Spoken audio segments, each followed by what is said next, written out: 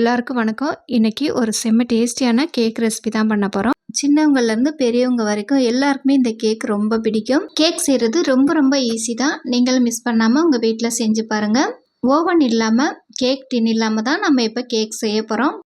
Plum cake தான் செய்ய போறோம். தேவையான பொருட்கள் எல்லாத்தையுமே எடுத்து வச்சுட்டு நம்ம இப்ப மிக்ஸ் பண்ண ஆரம்பிச்சிடலாம். இந்த கேக் நம்ம இப்ப ரொம்ப ஈஸியான முறையில தான் செய்ய போறோம். மிக்ஸ் பண்ற விதம் 3 மெத்தட் தான்.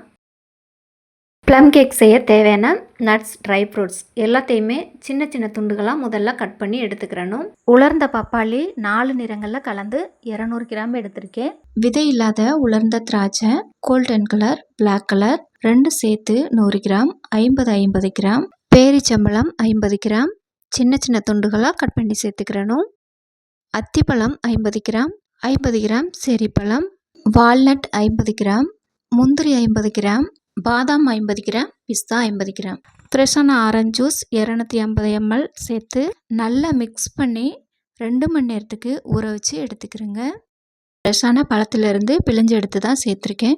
இந்த மாதிரி ஆரஞ்சு ஜூஸில் ஊற வச்சு நம்ம கேக் செய்யும் போது நல்ல ஒரு ஃப்ளேவர் கொடுக்கும். கேக் ரொம்பவே டேஸ்டியாக இருக்கும். நம்ம எந்த அளவில் எடுத்துருக்கோமோ அதுக்கு தகுந்த மாதிரி எல்லாத்தையும் சேர்த்து மிக்ஸ் பண்ண ஒரு பாத்திரம் எடுத்துக்கிறேங்க.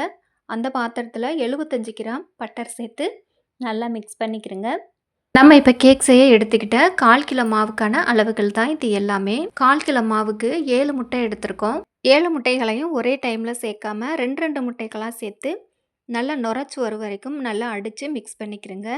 முட்டைகள் எல்லாத்தையும் நல்லா மிக்ஸ் பண்ணதுக்கப்புறம் 350 கிராம் நாட்டு சக்கரை, 50 கிராம் ஃப்ரூட் ஜாம் சேர்த்து நல்லா மிக்ஸ் பண்ணிக்கிறேங்க.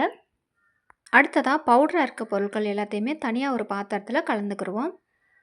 இந்த மாதிரி நம்ம மிக்ஸ் பண்ணும்போது எல்லா பொருட்களும் கரெக்டாக மிக்சிங் ஆகும். இந்த மாவு கூட சுக்கு, ஏலக்காய், பட்டை 3 கலந்தரைச்சி 30 கிராம் சேர்த்துக்கிறேங்க. 10 gram baking powder, 30 gram cocoa powder சேர்த்து எல்லா பவுடரும் மைதா மாவோட நல்லா மிக்சிங் ஆகணும். அந்த மாதிரி நல்லா கலந்து எடுத்துட்டு கலந்து வச்ச முட்டை வெள்ளை கலவையோட இந்த மாவை சேர்த்து கலந்துட வேண்டியதுதான். மாவை கட்டி இல்லாமல் இந்த மாதிரி நல்லா மிக்ஸ் பண்ணிவிட்டு ஆரஞ்சு ஜூஸில் ஊற வச்ச நட்ஸ், ட்ரை ஃப்ரூட்ஸ் எல்லாத்தையும் சேர்த்து மிக்ஸ் பண்ணிக்கலாம். இந்த மாதிரி சேர்த்துட்டு அடித்து கலக்காமல் பூ மாதிரி அழகாக எல்லாத்தையும் ஒன்றா சேர்த்து கலந்துக்கிறங்க. எல்லாத்தையும் சேர்த்து நல்லா மிக்ஸ் பண்ணதுக்கு அப்புறம் லாஸ்ட்டாக 30 ml ரீஃபைண்ட் ஆயில் சேர்த்து நல்லா கலந்துக்கணும். வாசனை இல்லாத எண்ணெய் நல்லா கலந்துட்டு நம்ம அப்படியே டேரெக்டாக குக்கர்லேயே தான் பேக் பண்ண போகிறோம். நம்ம இப்போ டேரெக்டாக குக்கரில் பேக் பண்ண போகிறதுனால நம்ம சரியாக பண்ண வேண்டியது என்னென்னா,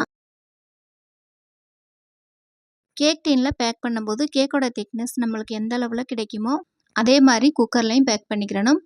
அளவுக்கு அதிகமாக பேக் பண்ணும்போது கேக் வேகிறதுக்கு ரொம்ப டைம் எடுக்கும். அடியில் தீஞ்சு போகிறதுக்கு கூட வாய்ப்பு இருக்குது. அதனால் குக்கரோட கால் பகுதிக்கு கீழே பேக் பண்ணால் போதும். குக்கரோட உள்பகுதியில் நெய் அல்லது பட்டை தடவிட்டு கொஞ்சமாக மைதா மாவு சேர்த்து இந்த மாதிரி தட்டி தட்டி மாவை பரத்திக்கோங்க. கையில் தடவ வேண்டாம். நம்ம கலந்து வச்ச மாவு கலவையை உள்ளே பேக் பண்ணிடுங்க. பேக் பண்ணிவிட்டு பயன்படுத்துகிற தோசைக்கல், பயன்படுத்தாத தோசைக்கல் எதுவாக இருந்தாலும் பரவாயில்ல. நல்ல கனமான தோசைக்கல்லாக இருக்கணும். இரும்பு தோசைக்கல் இல்லை இந்த மாதிரி தோசைக்கல்லாக இருக்கலாம். நான்ஸ்டிக் பயன்படுத்த வேண்டாம். தோசைக்கல்ல 5 நிமிஷத்துக்கு ஃப்ரீ ஹீட் பண்ணிவிட்டு குக்கரில் பேக் பண்ணி வச்சா மாவை இந்த மாதிரி தட்டி கொடுத்துக்கிறணும். அப்போ தான் அதில் உள்ள காற்று ரிலீஸ் ஆகி கேக் நல்லா சமமாக வரும். குக்கர் மூடியில் உள்ள விசில் கேஸ்கட்டை ரிமூவ் பண்ணிவிட்டு மூடி போட்டு தோசைக்கல் மேலே ஏற்றி வச்சிடலாம். 5 நிமிஷத்துக்கு ஃபுல் ஸ்பீடில் வச்சு தோசைக்கல்லை ஃப்ரீ ஹீட் பண்ணதுக்கப்புறம் குக்கரை அடுப்பில் வச்சுட்டு குக்கரை அடுப்பில் வச்சதுலேருந்து கேக் வெந்து முடிய வரைக்கும் அடுப்பு சிம்லே தான் இருக்கணும். 45 நிமிஷம் கழித்து பார்க்கும்போது கேக் சரியாக வேகலை. மறுபடியும் மூடி போட்டு வச்சாச்சு. அரை மணி நேரம் கழித்து மறுபடியும் பார்க்கும்போது கேக் கத்தியில் ஒட்டாமல் கேக் நல்லாவே வெந்திருந்தது.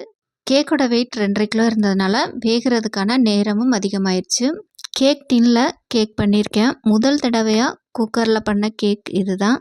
அதனால் வேகிறதுக்கான டைம் கரெக்டாக தெரியாது. 2 தடவை நான் பார்த்து தான் கரெக்டான டைமில் இதை வேக வச்சு எடுத்தேன். சரியாக கேக் வேகிறதுக்கான நேரம் 1.25 மணி நேரம் ஆயிடுச்சு. கேக் நல்லா வெந்ததுக்கப்புறம் அடுப்பை ஆஃப் பண்ணிவிட்டு நல்லா ஆற வச்சிடலாம். சூடெல்லாம் நல்லா ஆறுனதுக்கப்புறம் சைடில் எடுத்து விட்டு கேக்கை வெளியில் எடுத்துடலாம். எவ்வளோ வேணாலும் சாப்பிட்லாங்கிற மாதிரி திகட்டாமல் ரொம்பவே டேஸ்ட்டு அட்டகாசமாக இருந்தது. நீங்களும் இதே மெத்தடில் ட்ரை பண்ணி பாருங்கள். கேக் எப்படி இருந்ததுன்னு சொல்லுங்கள். சேனலை சப்ஸ்கிரைப் பண்ணி கமெண்ட் பண்ணி ஷேர் பண்ணுங்கள். பாய், தேங்க்யூ.